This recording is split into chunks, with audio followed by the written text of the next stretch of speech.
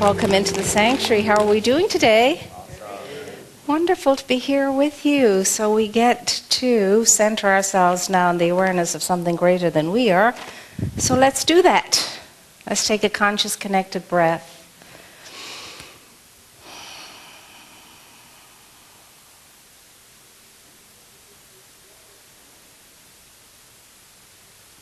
And so as we allow ourselves to settle down into the present moment, we allow ourselves to relax, to get comfortable,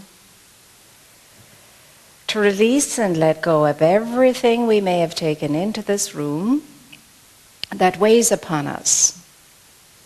And just to be open now to that amazing grace of the infinite as we remember and acknowledge and recognize that presence fills each and every one of us. That presence fills everything and is everywhere. So wakening up to understanding now that I can never be separate from that presence. I'm always in it and it's always in me. I allow myself now to be open and receptive to whatever the divine has in mind for me to think about now, to feel about now, to ponder and consider and come to a conclusion about now. As I move now into this awakening and into this realization of my deep desire to be in conscious contact with my source. So this is what each one can know. Right here and right now, I'm in my perfect place. I'm in perfect time. I am here not because of some whim. I am here because I responded to the impulse of spirit within me to move upon a deeper sense and sensibility of my spiritual unfoldment. And me responding to that impulse to unfold spiritually and be on my purpose has brought me to this moment now. And so I'm open and receptive to the guidance and the illumination of the amazing grace of Spirit's life within me and around me and about me and above me and below me as I allow myself to open up my mind and to be welcoming in my heart of any insight I might gain because of my deep commitment to my spiritual life that has brought me here to this moment. So I'm knowing for myself that with God all things are possible, and since that is so, I know I can state the good that I desire, stating it in a way that brings me to the understanding that as I speak my word, it is extremely powerful. And it moves upon that infinite intelligence and force called amazing grace that moves that into making the way straight before me to receive the good that I desire. Because that's how spiritual law works. So I am knowing now that I am ready. I'm available to my good. And I respond to the invitation of Scripture. God awaits your availability. So here I am. So I know from my mind now that it is ready to be clear from all cloudiness. It is ready to move according to the infinite intelligence that has been given to me. It is ready to reason and to think and to imagine and to vision from that divine substance, infinite intelligence itself. And because it is ready to do so, I am open now to the guidance of Spirit that will lead me into constantly and continuously eliminating from my thought system all that does not serve good, all that does not advance good, all that is erroneous, all that is false, all that is negative, right out of my consciousness, being dissipated in the light of that infinite intelligence within. I'm ready to think aright so that I can feel aright and act aright. And that thinking means I must think on the affirmative side of life, always, and in a way that does no harm. No harm to me and no harm to anybody else or anything else either. So I'm open to a renewed mind, a cleansed mind, a mind that is focused on the purpose for which I am here, to God realize. And to do that, the only way it can be done, through sacred service. So I call upon that same power and that same presence to move through my emotional body and to clear out from within my emotional body every imbalance, all that stops me and blocks me, keeps me stagnant. All those emotions, all those feelings that are of a negative nature. So that my feeling nature can be an affirmative one. So that my feeling nature can do no harm to myself or anything or anyone. So that my feeling nature is in alignment with the nature of the true essence of myself, the nature of the divine, the nature of loving kindness, goodness, and compassion. And I call upon that same power and that same presence to move through my physical body so that it too can be awakened back into the illumination that is within it,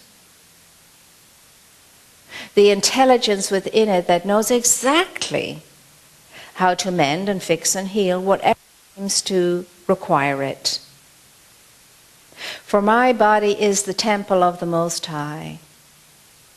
It houses that amazing grace of life itself.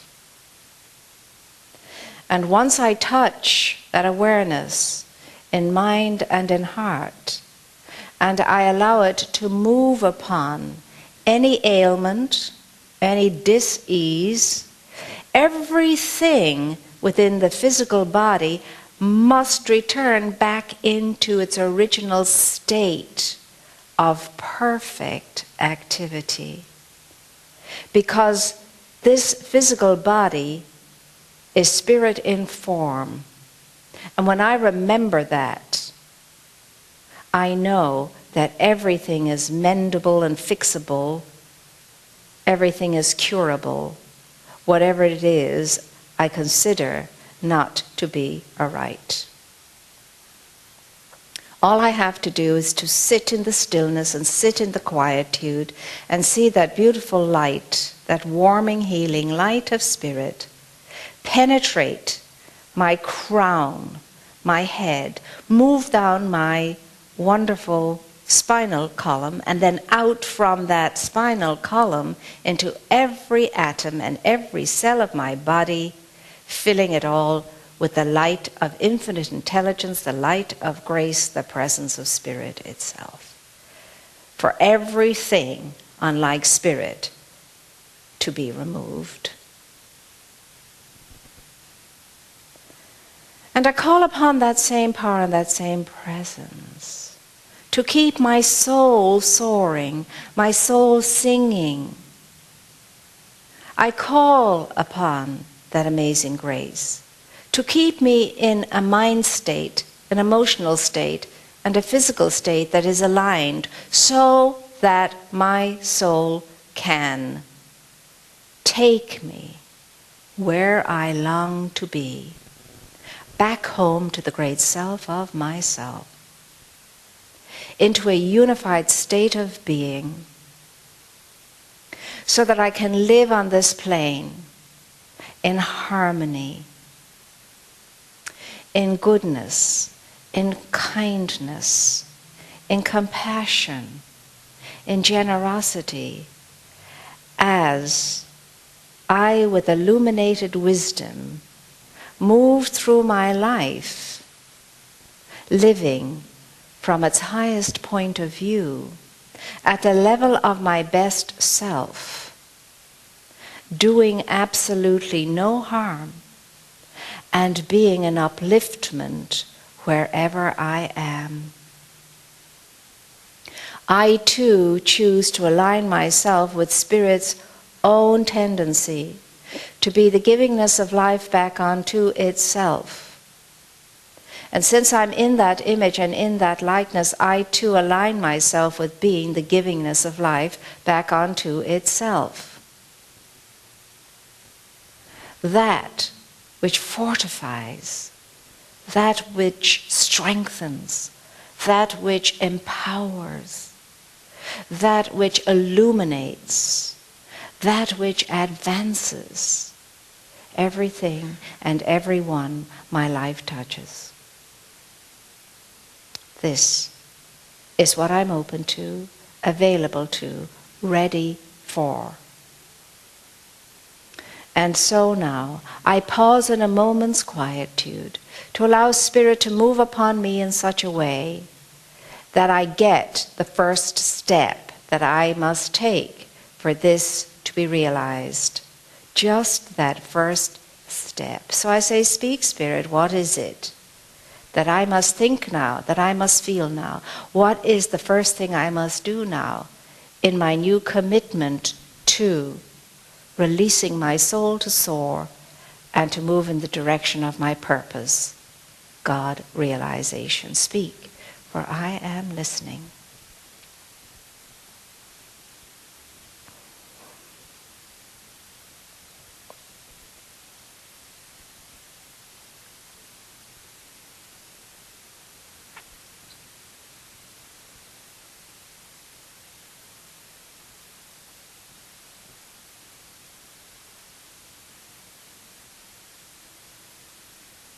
And so, beloved presence, I do realize that this is a creative process that I'm engaging in.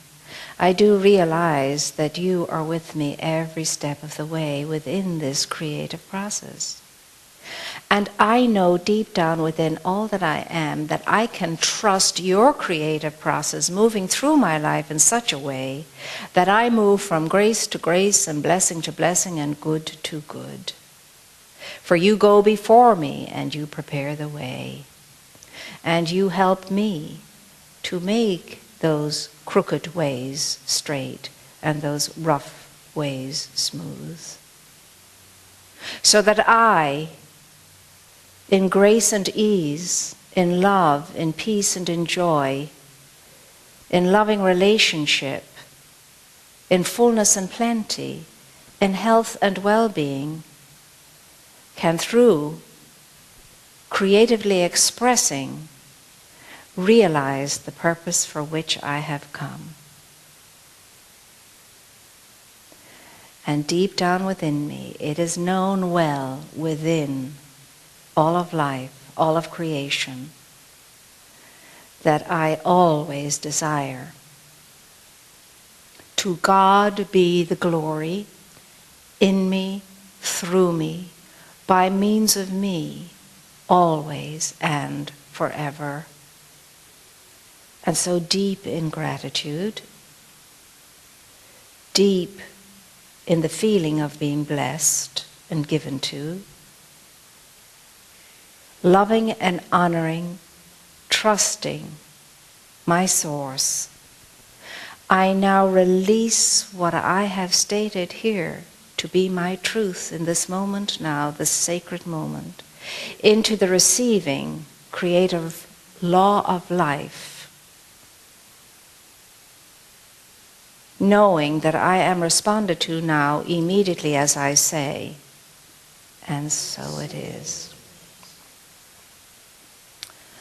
And so it is. Life is good. All is well when we stand in a moment of truth. And we can get clear about that truth, state that truth, and allow that truth to be our assurance and our guidance and our assistance. But that's not going to happen, my dear ones, if we don't have absolute faith and trust in that which is greater than we are, in the power and the presence of Spirit, right where I am, exactly as I am, as grumpy as I am, as awful as I am, as obnoxious as I can be, as bad behaved as I can be. Nevertheless, that power and that presence is fully present in me, just as if I was sainted and sanctified like a Mother Teresa. It never leaves me, and that always really amazes me. That regardless of how I am, how I'm being, that power, that force of light and illumination never dims. I can't even dim it. And no matter how I endeavor to self-destruct, consciously or unconsciously, that power and that light is as vibrant as ever it was when I was first a divine idea in the mind and in the heart of my Creator. Now that's how inseparable we are from our source. And that's awesome. And it's something that you and I need to remind ourselves over and over and over again. Because when we lose faith with ourselves, we must never lose faith in our source. And even though we may doubt ourselves, and even though we may deride ourselves, and even though we may attempt to destroy ourselves, the creator of my being, the sustainer of my life, the provider of my good, the lover of my soul never lets up for one single solitary segment of a second in my regard. I am still as loved, as cherished, as much as ever. Why do we get that hard to accept and understand? Think of a parent. Does the parent not do everything and more for the black sheep in the family than the other children? Why then does it surprise us that the creator of our being wouldn't always keep a caring eye upon us? I shared before I loved the response that Barbara Bush gave to the question, which of your children do you seem to favor? Like any parent's going to answer that question anyway. Which of your children would you say you favor or you have a softer spot for? And without hesitation, she said, whichever one of them is in trouble at any given time. Great answer. Great answer. Now, where do we spend our most energy? On whom do we spend our most energy? Is it not on the people we know who are near and dear to us who are in trouble? Is that not the case? Do we not spend more time thinking about them, wondering how we can help them, and supporting them every which way we can so that they can get through their trouble? Why would that be different with our source? And what is this leading to? It's leading to we have to have the faith, the trust, and the confidence that we are loved at all times. We are cherished at all times. We are taken care of at all times, whether it looks like it or not. And that if we could just get out of our little cells for 2 minutes and go to our source, we would be led and guided to how we can overcome whatever it is that weighs upon us. But what happens is we paralyze, we go into paralysis. We get all choked up, we get all blocked up, and we can't go there. We're so fearful, so anxious, so angry, so whatever,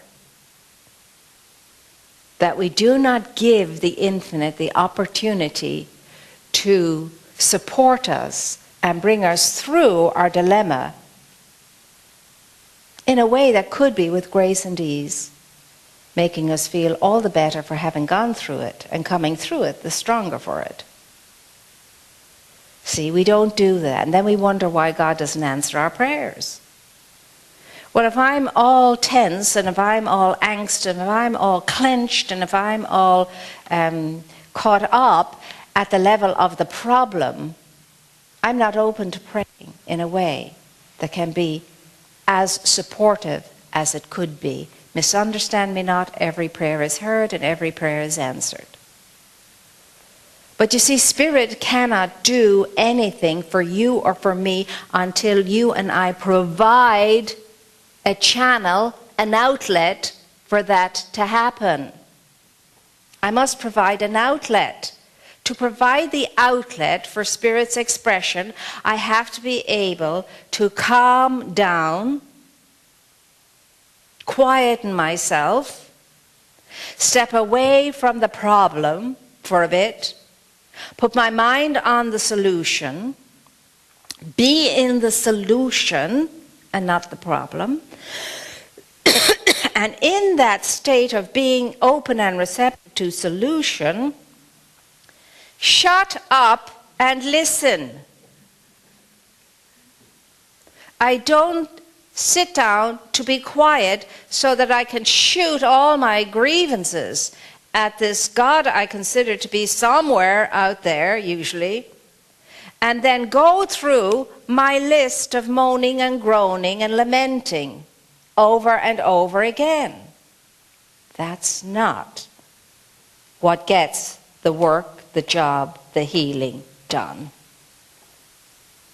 It's me extrapolating myself from all of the ick of the problem, moving myself into a state of just being present right here, right now, and not allowing anything that's happened right up to this moment to overthrow me, to be open to understanding there is a solution. I don't have it, but that which is within me, greater than I am, has it. And if I come in open receptivity to guidance and illumination, I will receive. So the first thing I have to do is pacify myself. Pacify myself. Calm myself down. And it's simple to do that. You simply breathe. I can assure you, if you are focused and concentrated on breathing and nothing else, you will calm down. I'm breathing in, I'm breathing out. There's no great big whoop-de-doo secret ritual around any of this. It's very, very ordinary. I breathe consciously. And to help me keep focus on my breathing, I'll breathe in to 3 and out to 3. I see a 1, I see a 2, I see a 3. I see a 1, I see a 2, I see a 3. I'm breathing. That's all I have to do. And you see, what you're doing is you're knocking your mind off of the problem in doing that. You're not feeding the energy of that. You're not giving it any attention. You're not giving it any notice. You're distracting yourself. And then once I've breathed in and out to the count of 3 or whatever I choose to do, I could focus on breathing into the word peace and out to the word peace and into the word peace and out. And then God is with me. God is with me. God is with me. God knows. God knows. God knows. God heals. God heals. God heals. Whatever it is that comes to you to say, there's no special formula for it, because you're in your own experience and you will get your own divine direction with regard to what to say as you're just focusing on your breathing. It's going to bring you into a very nice and calm state. And when you're in that, then you know the truth for yourself, the truth that will set you free from the ailment, whatever it is, mental, spiritual, physical, emotional. You say, I know because the power and the presence of God is within me, supporting me and sustaining me and maintaining me, is a very real and present help when I call upon it. I know because if I deeply believe that my good is there for me and I'm supposed to have it, I know because if I deeply, deeply, deeply am convicted that when I call upon Spirit, I am answered. And when I call upon Spirit, with the receiving, open mind and heart, I am given to. I am trusting my source. I am trusting the power and the presence of Source's infinite intelligence within me now to move me in the direction of my good, because I know my good health, my good job, my good relationship, my good mood, if I'm always angry, or whatever it is very real and present to me, and I'm supposed to be able to experience that. It is the divine will that I ought to experience that. I'm open to it now under the guidance and the power and the presence of the light within me, of the love within me, of the presence within me, of the power within me, lifting me up out of the level of circumstances and conditions and situations, and keeping my mind transcended above all of that into the truth of my being, that I am created to be all that I can be, to be health, to be in plentiful supply, to be in loving relationship, to be wonderfully creatively expressing, to be successful, to be accomplishing, to be achieving, to be all that I can be. It is a very, very real promise on the part of my Creator that this ought to be so. And I am now aligning myself with the divine design for me, the divine desire for me, by backing away from the worry, the angst around all of the nonsense. Because dis-ease of any kind is nonsense in the spiritual realm. It doesn't exist in the spiritual realm. Only completeness and wholeness and fullness and plenty and life and light and love and peace and beauty and power and all of that exists in the spiritual realm. Now, all of our woes and wails are human constructs. They have nothing to do with the divine aspect of our being. They are human constructs. They are the things by which you and I get to learn as we move through this human experience on this plane. We get to learn from them. It's how we learn. We will always be challenged while we're on this plane. It's how we grow, depending upon how we respond to these challenges.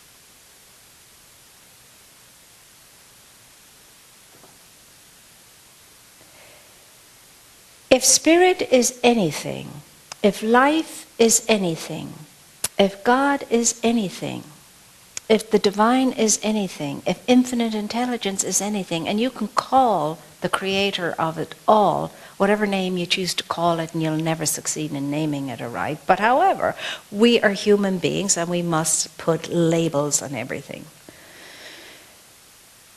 If that power and that presence is anything, it's action, movement, unceasing action and unceasing movement. And it's no good for you and for me to get clear about our state and what needs to be done and where we need to take ourselves in order to overcome whatever, if we don't move upon it, if we don't take action. I have in my mirror, take action. Take action. All the insights in the world won't do it. A tiny bit of action will do more than all of the insights in the world. Tiny bit of action. And here's the thing about taking action. Can't remember the name of the wonderful meteorologist who discovered the butterfly effect. And in his calculations, he left out a small number when he was calculating.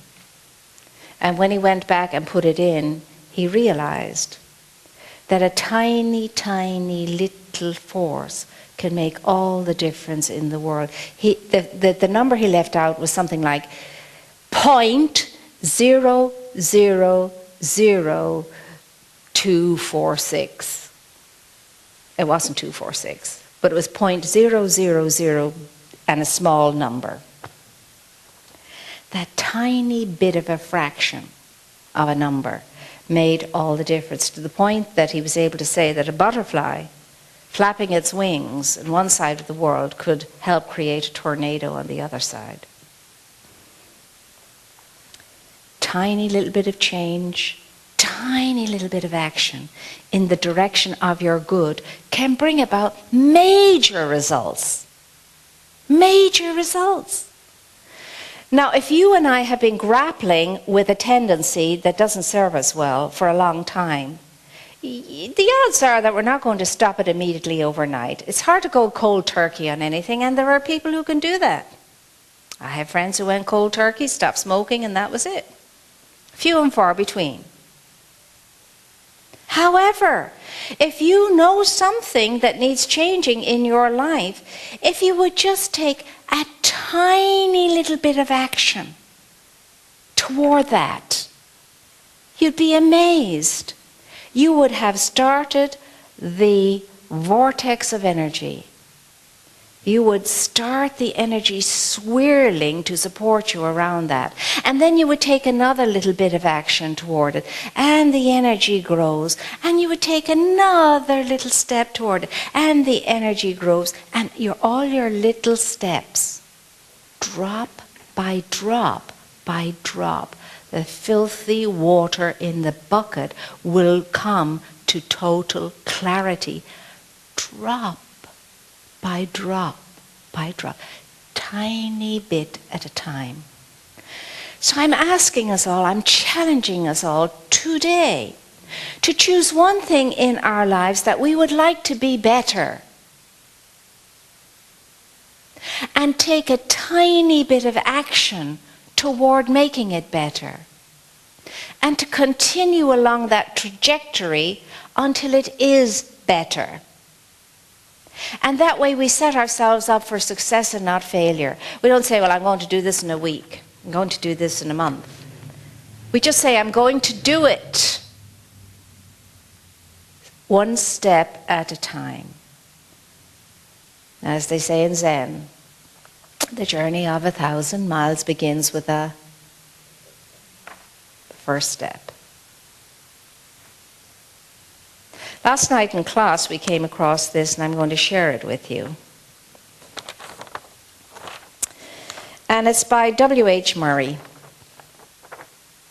And he says, until one is committed, and we must be committed to our little step, until one is committed, there is hesitancy. Now, you know yourself how many times you've hesitated around stuff. And you've hesitated so much that you drop the whole thing. And even if we've only hesitated a little bit, it postpones our good. It keeps us from our good future. Every hesitancy keeps us from our good future. It's postponement. It's procrastination. And procrastination keeps us from our good future. Hesitancy is the same as procrastination, almost. So, until one is committed, there is hesitancy and the chance to draw back. The chance to sabotage yourself. Like before and before and before. And then, within hesitancy, there's always ineffectiveness. Hesitancy can lead us to be ineffective. You know when you have the great idea, the bright idea, the fabulous idea, this is it, oh my gosh, this is it. And then something says, oh, I don't know, do you remember all the other great ideas you had? And they didn't amount to very much, and the hesitancy sets in, and then perhaps you say it to somebody and somebody says, oh yeah, come on, this is another one of your grand, great schemes, you know what happened to all the ones that went before. Forget about it, just, be ordinary like everybody else. And then that becomes postponement. And you do that long enough and then it falls away. Somebody else picks up your great idea and a year later you say, oh my God, that's my idea. I had that idea. Yeah, but you didn't act upon it. And because you didn't, and it was out in the universe found another source through which that good idea could be expressed. That's the way it works.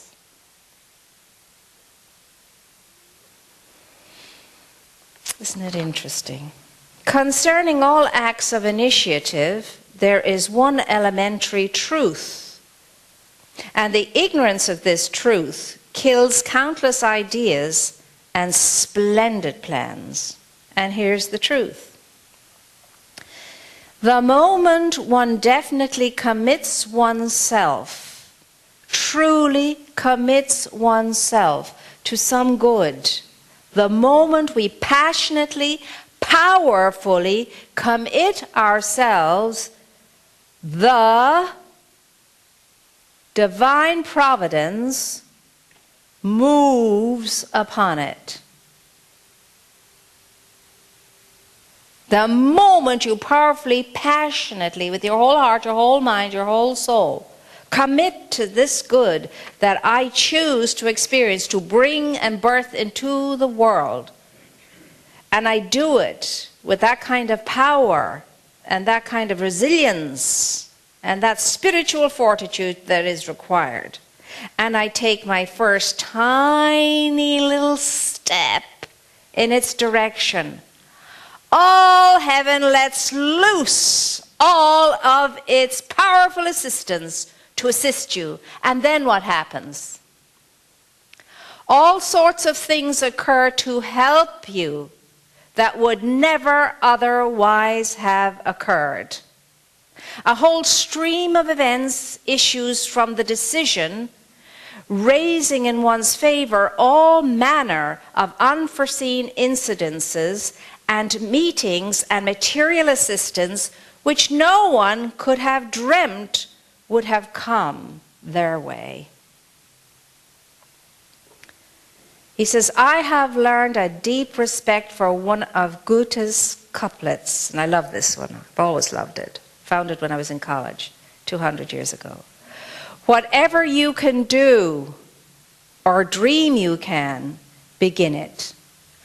Boldness has genius, power, and magic in it. Now, when I go through this kind of thing, I think to myself, oh, for heaven's sake, Moira, you could be, so much more advanced. in your spiritual journey if you could keep that in mind, keep that in heart, and move upon it just a little bit. Just a little bit. Every day. That's the truth. And don't take anyone's word for it. You know what Buddha says? Believe nothing from no one. Didn't say it exactly like that. He said, believe nothing from no one, not even me. But discover for yourself what it is that is your good for you.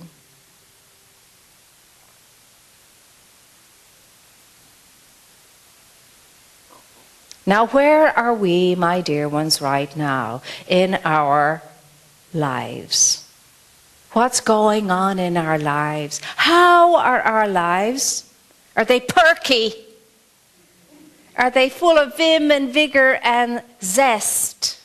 Do get up in the morning, even if you have a gammy hip or whatever. Do you get up with a hop, skip and jump? At least it's going on within you. And a delight that says, you made it into another great good day. That's your best gift of the day. That's your first blessing of the day. Now, what in heaven's name are you going to do with this gift? How will you use this gift? Remember, let us go back to the great metaphysician herself, Emma Curtis Hopkins, who has given us 4 words to contemplate. She says, if you eliminate these 4 things from your life, if you can eliminate these 4 things from your life, you will be healthy, you will be wealthy, you will be in loving relationship, you will be creatively expressing, and you will have a fabulous life. We're all waiting, oh my God, what are these 4 things? I'm going to do these 4 things. Can't wait to do these 4 things because I want to be healthy, I want to be wealthy, I want to be in loving relationships, and I want to be in creative expression. What are the 4 things? You've heard them before, some of you. They're the 4 C's. Eliminate from your life competing, comparing,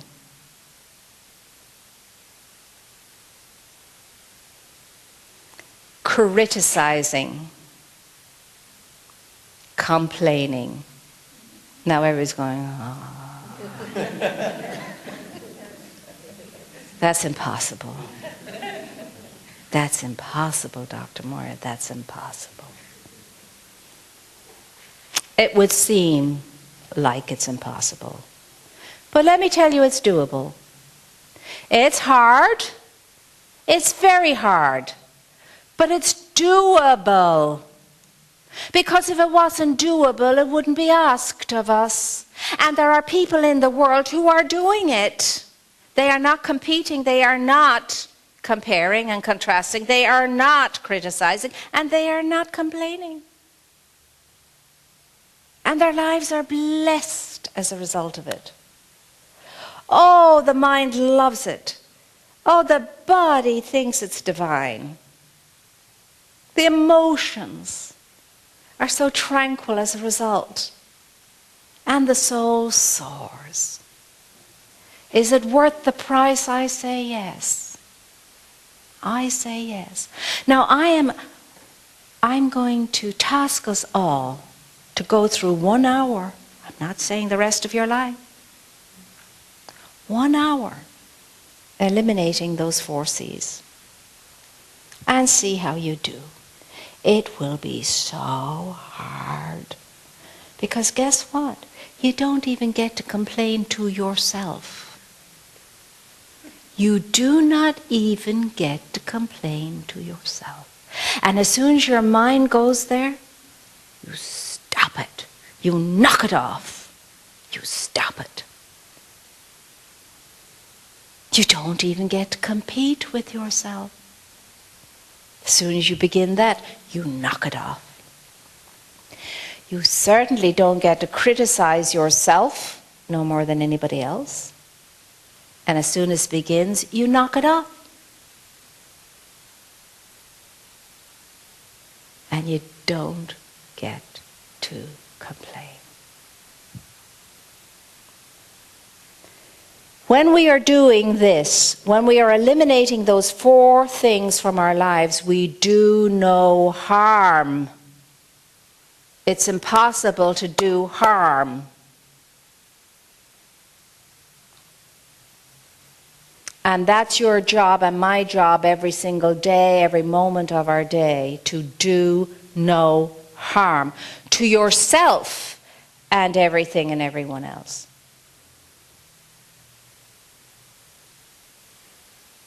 Now we have ample opportunity for growth and development. God knows we never stop growing, and there's always another mountain peak to conquer. We never, for the rest of all of eternity, which is never ending, never get to sit back on our laurels and say, I have arrived.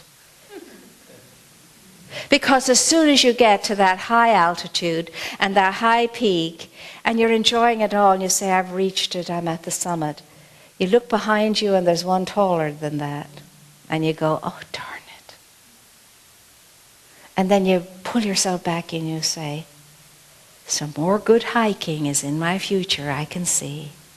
Grace and ease.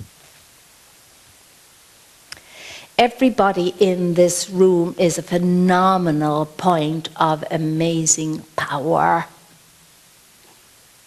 And the only thing that gets in the way of you and I utilizing that to its full extent is our comparing, competing, complaining, and criticizing.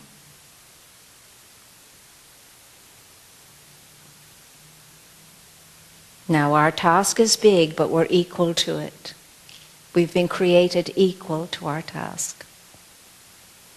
Not of ourselves, because God knows, left to our own devices, chaos. But when I am connected with the power and the presence and the creator of my being and the source of my good and the lover of my soul, I can't be anything, at the very least, but be benign. It's impossible. So whatever it takes for each one of us now to move into, we're going to go into spiritual boot camp. And we're going to do cross training like we would if we were an athlete. It's no good to hone in on one thing. You know, there was an experiment done with some monks. These monks took for a month a group of people, and they taught them deeply how to meditate. And then another monk took another group of people and did the same thing, taught them deeply how to meditate. But that monk also taught the people to weightlift, exercise, weightlift. And the ones who did the 2 things came out on top of the ones who just did the 1 thing. Sat in samadhi, whatever it is, all month.